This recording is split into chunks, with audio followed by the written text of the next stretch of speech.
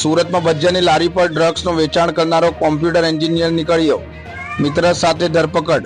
સુરતના હોડી બંગલાના ઇન્ડસ્ટ્રીયલ વિસ્તારમાં ભજીયાની લારી ઉપરથી એમડી ડ્રગ્સ વેચાણના પ્રકરણમાં લાલગેટ પોલીસે ડ્રગ્સ સપ્લાય કરતા ભણોજના કોમ્પ્યુટર એન્જિનિયર અને તેના મુંબઈના મિત્રને ઝડપી લીધા છે.